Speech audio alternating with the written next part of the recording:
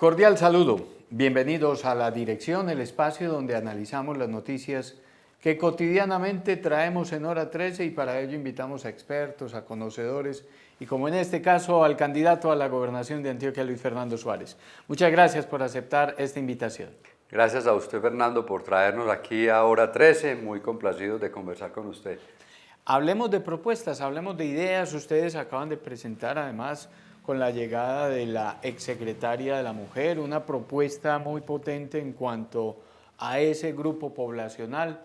Detallémosle a los televidentes su propuesta de mujer. Importantísimo, Fernando. Mire, nosotros, yo digo nosotros, en el gobierno departamental del cual yo hice parte, le dimos mucha fuerza a la Secretaría de las Mujeres de Antioquia. Yo recuerdo cuando el gobernador Aníbal Gaviria al principio del gobierno duplicó el presupuesto de la Secretaría y eso muestra la decisión política de los gobernantes que son sensibles a ciertos temas y obviamente los quieren impulsar. Existe la Secretaría y una política pública que se actualizó recientemente que define esas grandes líneas de trabajo en las que Antioquia debe avanzar en los próximos años. Primer tema, Antioquia libre de violencias basadas en género, violencia física, violencia sexual, violencia económica e incluso violencia política. Esa es una gran apuesta en la que vamos a trabajar de la mano de muchos colectivos de mujeres y de las organizaciones de la sociedad civil. Allí unas obsesiones. Uno, las violencias que afectan la integridad física de las mujeres. Feminicidios, la línea 123 Mujer que se creó en el gobierno, los hogares de protección y toda esa ruta de intervención de la institucionalidad para proteger a las mujeres. Esos proyectos son clave, los vamos a fortalecer. Yo pienso que va a ser necesario no solo un hogar de protección en Medellín, es el único que hay, sino algunos en las distintas subregiones en donde sea mayor esta problemática. El segundo tema, la autonomía económica de las mujeres. Una mujer, para poner el ejemplo, que sale de su entorno del hogar porque está siendo víctima de violencia física o económica, que tiene una dependencia económica de su pareja hombre, hay que llevarlas a que se capaciten, se entrenen, a que desarrollen competencias o capacidades que les permitan la generación de ingresos. Esa autonomía económica es clave porque de alguna manera libera a esas mujeres de esa esclavitud de estar sometidas a un hombre que las está violentando permanentemente. Allí pienso que apoyarlas con emprendimientos, hay muchas mujeres emprendedoras en Antioquia y nosotros hemos dicho que Antójate de Antioquia, que es el programa de la gobernación, lo vamos a fortalecer y a robustecer porque sentimos que la pandemia incluso disparó los emprendedores en Antioquia. Mujeres emprendedoras en cafés especiales, en joyería, en artesanías, en artículos de confección, mantas para las camas, todo esto, apoyo total. Y un siguiente tema que a mí me parece que es clave y más hoy en la contienda política, las mujeres políticas. Me gusta mucho ver mujeres candidatas a las alcaldías y a los consejos municipales. Ojalá en el próximo gobierno, en este gobierno hay 13 mujeres alcaldesas, ojalá 40 o 50 que logren ese propósito de ser alcaldesas. Pero hay 246 concejalas, ojalá más, 500, el doble. Allí la Escuela de Formación Política Rosa Turizo la vamos a fortalecer como un camino también para fortalecer esa participación política de las mujeres en la democracia. Y un último tema, las labores, las mujeres que están destinadas a labores del cuidado en la casa o una mamá que cuida a una persona con discapacidad. Creemos que fortalecer esa política del cuidado y de las cuidadoras va a ser muy importante en los próximos 4 años. Hay un elemento que creo yo muestra una problemática de fondo, ese elemento de la violencia contra las mujeres dentro del hogar, muestra también una situación problemática en los hogares de Antioquia. ¿Qué hacer desde un gobierno? Porque pareciera que es un problema de la puerta para adentro. De acuerdo. Y mire, Fernando, lo complejo. son fenómenos ocultos que no se denuncian. Cuando ya una mujer decide buscar la institucionalidad y denuncia es porque creo que ha venido sufriendo violencia mucho tiempo. Pero no es solo en las mujeres, en los niños. Hay niños que al interior de sus hogares sufren violencia física y violencia sexual. Entonces, claro, como es de la puerta para adentro, es mucho más compleja la intervención del gobierno del Estado. Pero allí hay un programa que existe hoy, que nosotros queremos girar, se llama Familias con Equidad. Se trabaja en familias en condiciones de alta vulnerabilidad y pobreza extrema. A esas familias se les lleva toda la oferta institucional y lo que nosotros queremos es familias con amor, que los hogares sean entornos protectores. Un niño que sufre cualquier forma de violencia, física o sexual, que al interior del hogar no es protegido, no hay amor, ese niño más adelante puede ser un consumidor de drogas o es un potencial suicida. Ese entorno es clave, allí familias con amor, pero el complemento es Salud para el Alma, que es el programa de salud mental, que también se creó en esta administración y que busca el entorno del hogar protector, el entorno de la escuela protector y el entorno comunitario protector. Los centros de escucha en el barrio son importantísimos porque hay personas que sufren angustia o depresión y no alzan la mano o no tienen con quién hablar. Entonces, mire cómo todo se liga. El tema de la violencia física, sexual, económica, con el tema del emprendimiento, con el tema de la salud mental, con el tema de buscar entornos protectores en el hogar, en la escuela y en la comunidad. Sigamos ligando entonces ahí porque usted que ha recorrido, hacía cuentas en estos días, 90 municipios, ¿cuántos lleva ya? 113. 113 ya. Y 17 corregimientos. Y faltan datos. 12.500 kilómetros. Virgen del Carmen, eso si fueran millas ya estaría lleno.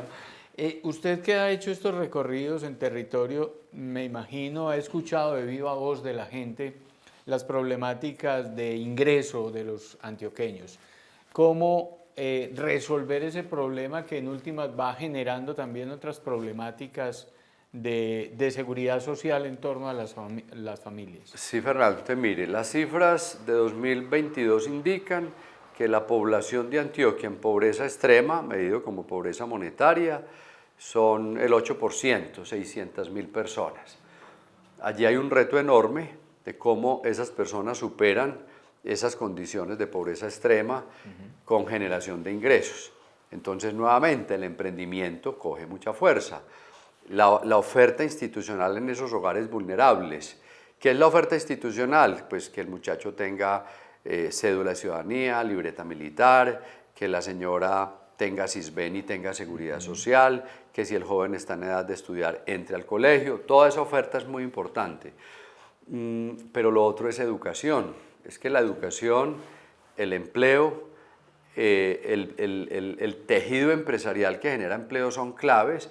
Yo creo que uno de los retos más grandes que tiene Antioquia es que prácticamente la gran mayoría de empresas se concentran en el área metropolitana y en las digamos, ciudades que tradicionalmente han sido las sedes de las subregiones, Caucasia, Apartado, Puerto Berrío, Ciudad Bolívar. ¿Cómo buscar que empresas lleguen al territorio y que generen empleo? Porque realmente en los sectores rurales el empleo es el del campesino que cultiva. ¿Qué he encontrado yo en los recorridos? Y ese es un tema muy complejo, yo lo he dicho con toda la claridad, como yo quiero construir sobre lo construido en mi gobierno, porque vengo del actual gobierno, yo siento que el actual gobierno departamental no tiene buena calificación en el apoyo a los campesinos, al desarrollo rural, a la productividad o a la producción de alimentos. El video del campesino regalando la yuca en Anorí nos tiene que llamar la atención. Pero además, yo hablar con un señor en Granada con 3 bultos de zanahoria y yo pues pregunto, señor, ¿y esta zanahoria de dónde la trajo? No, de la vereda tal. ¿Usted la cultivó? No, yo la compré. ¿Y a cómo la compró? A 8.000 por el bulto. Un bulto de zanahoria. Entonces yo digo, ¿y el campesino sí recibió lo justo por un bulto de zanahoria? Eso nos tiene que obligar a reflexionar sobre el apoyo a los campesinos. Pero me voy para el nordeste y en un granero pregunto cuánto vale un par de panela, 4.000. ¿Cuánto le pagaron al campesino por ella? 2.000. Pero me voy para suroeste y los cafeteros están en cosecha, pero la cosecha está bajita, el precio del café está bajito y los insumos caros. Apoyo al desarrollo rural, a la agroindustria. Y eso le apunta a dos cosas. La soberanía de alimentos. Antioquia, de todos los alimentos que consume, trae de afuera el 70%. Cuando podríamos producir arroz en el Bajo Cauca y ser autosuficientes en la producción de arroz. En cacao hay unas 18.000 hectáreas, podríamos tener 150.000 hectáreas de cacao. Apoyo a los campesinos y al desarrollo rural como una fuente de generación de ingresos para los campesinos, que es la forma de generar empleo en el sector rural. Voy a seguir concatenando ahí a medida que usted va en su discurso de propuestas. Antioquia hoy vive una serie de oportunidades muy grandes, creo históricas, por infraestructura que está llegando, que está ahí, puertos en Urabá, autopistas, 4G, la consolidación hoy ya de un distrito de ciencia, tecnología e innovación que creo yo va a tener un efecto en todo el área metropolitana y no solo en Medellín. ¿Cómo hacer que esas oportunidades se aprovechen? Porque las oportunidades, si se aprovechan bien, si no, pasan o generan al contrario dificultades. Por ejemplo, el turismo es una gran oportunidad, pero puede generar grandes problemas. ¿Cómo aprovechar esas oportunidades que hoy hay en el departamento? Yo siento que primero Antioquia tiene que conversar más y mantener ese diálogo permanente del sector público con el sector privado, con la academia, con las organizaciones de la sociedad civil. Medellín y Antioquia han construido lo que han construido por la alianza virtuosa de los comités universidad, empresa, Estado, sociedad. Ese es un primer elemento. La gobernación o las alcaldías en sí no son generadoras de empleo. ¿Qué genera empleo? Construir vivienda, pavimentar vías, pero esos son empleos que vienen y van, ¿sí? Es necesario fortalecer el tejido empresarial de Antioquia, es necesario avanzar en la internacionalización de la economía de Antioquia y para eso es necesario mejor capital humano en Antioquia, educación nuevamente. En educación, mire, de cada 100 jóvenes que terminan grado 11 en Antioquia en su conjunto, 55 acceden a la educación técnica superior, pero muchos desertan. Ese es un reto. La gobernación lanzó recientemente el Sistema de Educación Superior de Antioquia. Ofrecieron 8.000 becas para jóvenes del Bajo Cauca y Nordeste y se presentaron 17.000. Los jóvenes sí quieren estudiar. Entonces nosotros pensamos que en los próximos 4 años la gran alianza por la educación y el empleo con los empresarios, yo me acuerdo después de la pandemia, la alianza que hay para hacer para un plan de choque de empleo de jóvenes y eso funcionó. Sobre esos aprendizajes, la gran alianza de la universidad, los empresarios, el sector público, la academia para formar los jóvenes en las nuevas vocaciones productivas. En Urabá va a haber turismo porque vamos a tener el mar a 4 horas y media. Entonces, formación en turismo, pero va a haber puertos, formación en logística portuaria. Acorde a esas nuevas vocaciones productivas o a esas nuevas economías, Antioquia tiene un potencial enorme en la cuarta revolución industrial, en lo que nosotros hemos llamado los creadores digitales. Mire, solo Antioquia, en descargas de contenidos de Spotify, está de quinto en el mundo. Le ganan Canadá, Estados Unidos y Francia. Eso muestra que aquí hay un enorme potencial en la industria del entretenimiento, en las nuevas tecnologías. Hoy se habla de los nómadas digitales y son jóvenes que vienen de otras ciudades del mundo a vivir acá y trabajan desde acá para Nueva York. Yo conocí una chica en Apartado, desarrolladora de software, trabaja desde Apartado para una empresa de software en Medellín. Eso está inventado y el mundo va a seguir cambiando a una velocidad enorme. En pocos años en los bancos no va a haber cajeros, ni en los almacenes. Eso nos tenemos que preparar para esa realidad. Entonces nosotros pensamos que es posible en Antioquia formar 50.000 jóvenes en estas nuevas tecnologías y eso les va a generar empleo. Entonces lo que yo creo es, uno no puede atajar el mundo, las dinámicas del mundo. Le decimos a los nómadas digitales que no lleguen a Medellín. Y eso genera oportunidades, pero problemas. Consiga en el Poblado un apartamento alquilado, no hay, en Laureles, porque esta nueva demanda está generando este tipo de situaciones. Se habla de la gentrificación, que ya son fenómenos que traen estos fenómenos que yo creo que son mundiales, pero de los cuales hay que sacar esas oportunidades.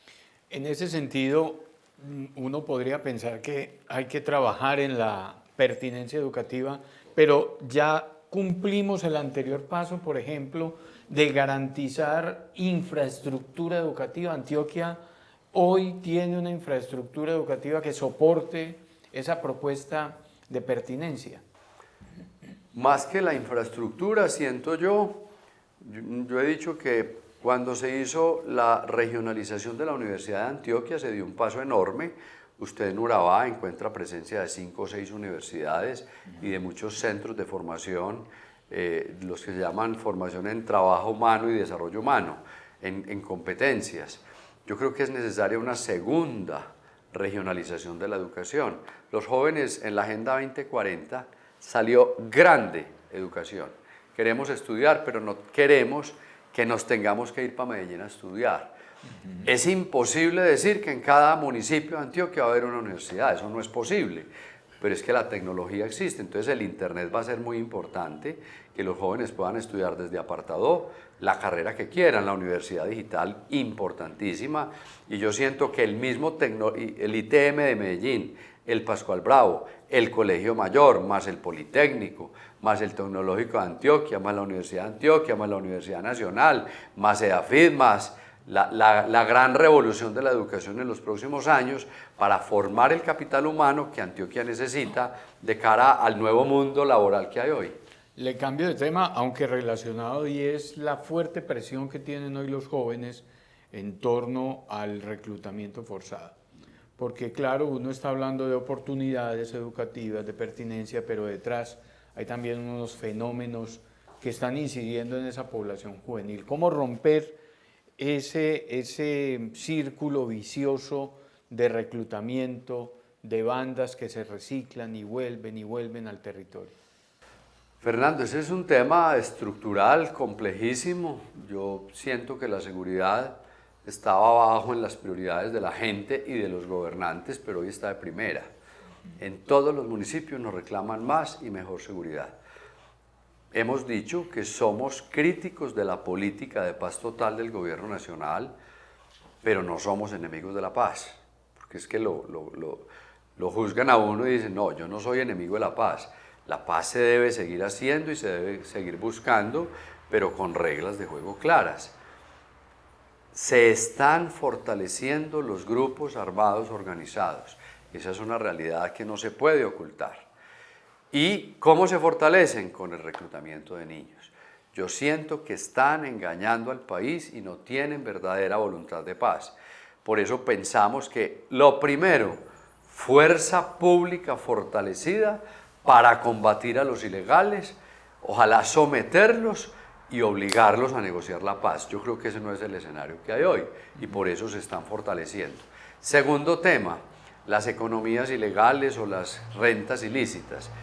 Narcotráfico es el principal reto que tiene Colombia.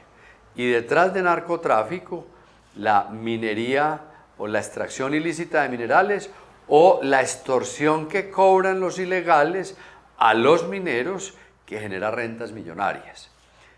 En tercer lugar, la extorsión. Está disparada la extorsión. Yo estuve en Andes el domingo y varios cafeteros nos decían que está aumentada la extorsión en esta época de cosecha cafetera. Entonces yo he dicho que tenemos que avanzar desde la institucionalidad, gobernación, alcaldías, fiscalía, policía, en atacar esas economías ilegales. Es cortarles el oxígeno, quitándoles la plata ilegal. Usted captura y sigue capturando y llena las cárceles de delincuentes, pero si no les quita la plata siguen vivos. Ese es un camino en el que vamos a trabajar, a hacer todos los esfuerzos, a invertir plata de la gobernación en tecnología, en movilidad, en infraestructura, en más capacidades, para quitarle la plata a los delincuentes. Y el tercer tema ya más desde la promoción. Muy complejo que una estructura criminal llegue a una vereda en Briceño, Antioquia, y se quiera llevar los niños. O sea, eso genera una situación bastante compleja, seguramente desplazamiento de familias que están saliendo de los campos, lo cual es gravísimo. Allí alzar la mano, trabajar también desde la prevención y sinceramente seguir insistiéndole al gobierno nacional en que entienda que la política de paz total está fracasando y que lo que se tiene que fortalecer es la presencia de la fuerza pública en el territorio. Y termino con esto. Ya hemos visto varios casos, no solo en Antioquia, de población civil constreñida que saca a la fuerza pública o que la ataca o que la... Eso es gravísimo, porque eso demuestra la capacidad que tienen estos delincuentes en el territorio y la capacidad de cooptación de los campesinos que yo siento que los obligan o los presionan para sacar a la fuerza pública. Usted traza un panorama en el que pareciera que los grupos ilegales tienen algún tipo de coordinación, que están haciendo un trabajo en los territorios de manera coordinada, pero que el Estado, al contrario, con sus diferentes agentes no tiene un trabajo coordinado, es decir, gobierno nacional, fuerza pública, fiscalía, gobiernos locales. ¿Eso es así? ¿Hay trabajo coordinado? ¿Cómo lograr que un gobierno local, departamental o municipal esté consolidado con un gobierno nacional que parece en otra agenda, en otra frecuencia? La realidad, Fernando, es esa. Yo he dicho que hay una hostilidad del gobierno nacional hacia Antioquia.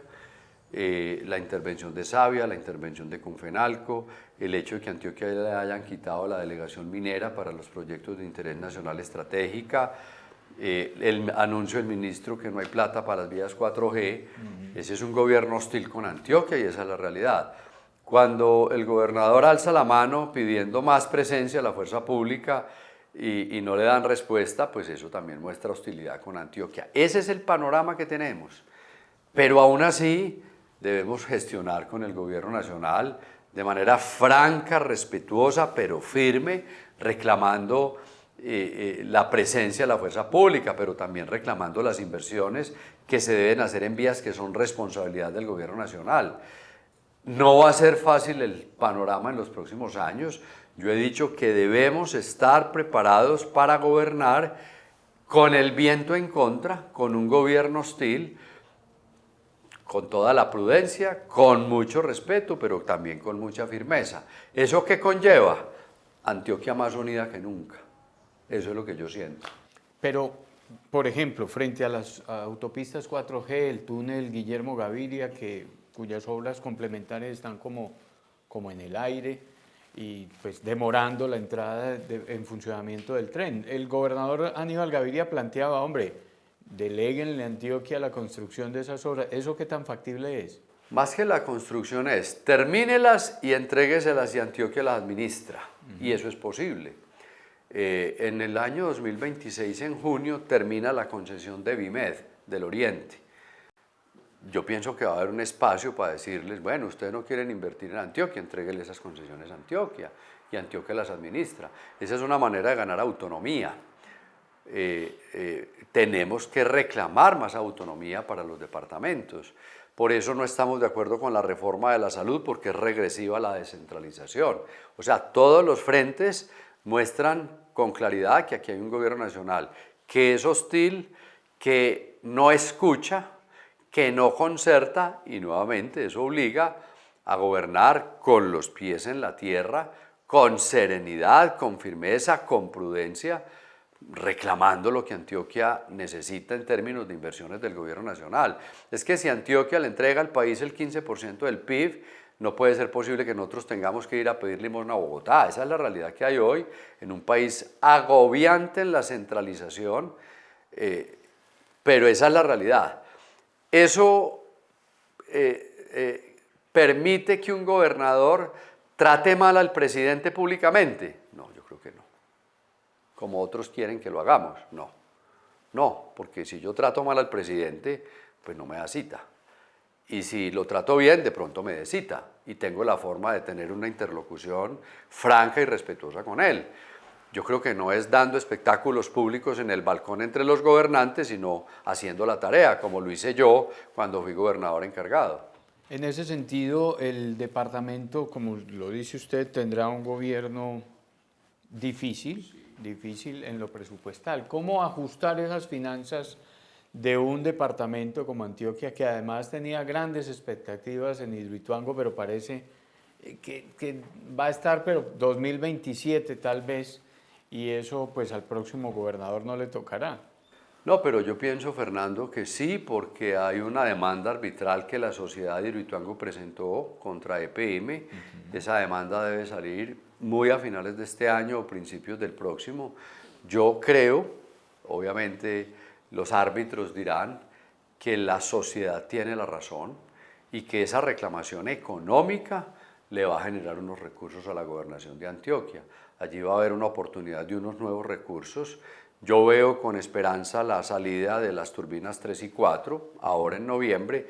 Es mucho más incierto el panorama en la sala de máquinas donde están las turbinas 5 a la 8, porque tercamente EPM sacó los contratistas y se lo advertimos, porque declararon desierta la licitación, nueva licitación y solo la adjudicaron recientemente. Nuevos retrasos, nuevos sobrecostos. EPM fue advertido desde la Junta, yo presidía la Junta de la Sociedad, con el mecanismo que define el contrato, que se llaman alertas tempranas. Sigue el camino, con incertidumbre, esperamos un alcalde de Medellín aliado para trabajar de la mano de él y buscar soluciones. Le voy a dejar estos últimos instantes del espacio para que hable con el ciudadano que este domingo tendrá que tomar una decisión muy importante para el departamento. En las urnas, él solito allá. Antioqueños, confíen en Luis Fernando Suárez. Con su confianza, seré su gobernador. No se dejen engañar por falsas encuestas. Se habla del voto útil. El voto útil soy yo. El voto por la decencia, por la confianza, por la esperanza, por el conocimiento que tengo de Antioquia. Goberné en tiempos de crisis y voy a gobernar en medio de una crisis con el gobierno nacional, pero lo vamos a hacer con respeto, con prudencia y con firmeza. Vamos a cuidar a Antioquia. Muchas gracias por estar aquí. Gracias, Fernando. Y a ustedes también, muchísimas gracias por estar conectados, por estar siempre pendientes, y los esperamos en cualquier otro momento aquí en La Dirección para seguir analizando hacia dónde van las noticias. Hasta pronto.